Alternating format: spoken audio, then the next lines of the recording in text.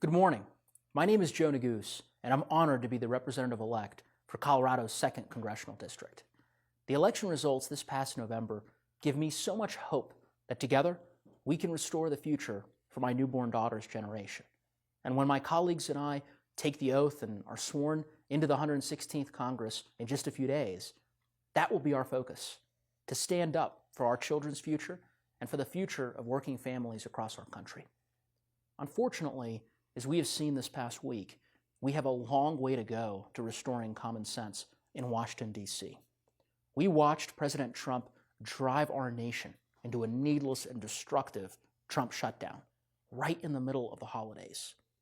Literally, as we speak, over 420,000 federal employees across the country are going without pay, including firefighters in our national forests, TSA agents who secure us all during our holiday travel, and countless others. The partisanship, rancor, and dysfunction of the Trump shutdown is exactly what voters rebuked in November.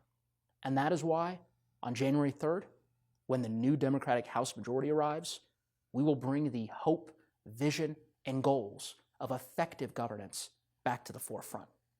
We will not only swiftly pass legislation to reopen government, but ensure that government is responsible, ethical, and is truly of, by, and for the people. It is with that message and directive in mind that the Democratic majority will also make restoring our democracy a top priority with the passage of H.R. 1. This bill will begin to clean up the mess in Washington, D.C. by doing 3 critical things: securing our elections, reducing the power of special interests in political campaigns, and increasing ethical standards for our elected officials. For too long, we have seen insidious efforts to prevent certain types of voters from voting, whether it's by creating barriers to registration, shutting down polling places, or preventing common sense upgrades to our voting systems. Too many Americans are blocked from the ballot box. That ends with the passage of H.R. 1.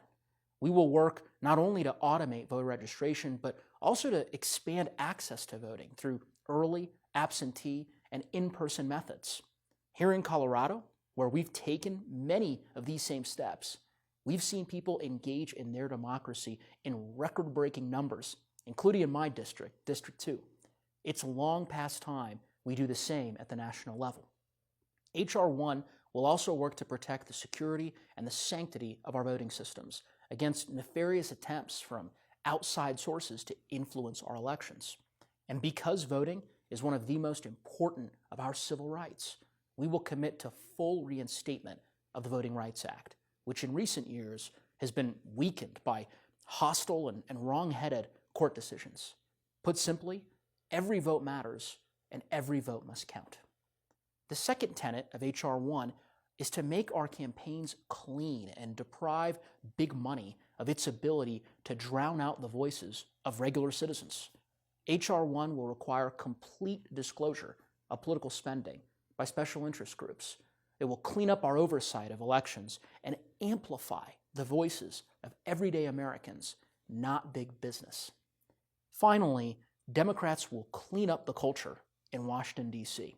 Over the past 2 years, we have all witnessed what happens when public officials and public servants attempt to enrich themselves, when foreign entities and big business can exert influence through loopholes and workarounds, and when an administration acts unethically at every turn.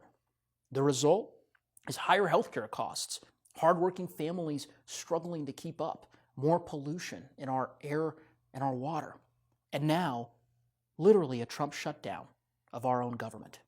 H.R. 1 will change that. The bill will strengthen our ethics laws and make sure that when voters send someone to Washington, D.C., they are serving the public, not themselves. H.R. 1 will be the bedrock of everything we do in the next 2 years, reminding us that when it works, the United States of America has the best form of government ever invented. We can do big things. We can be bold in our ideas and bold in our solutions.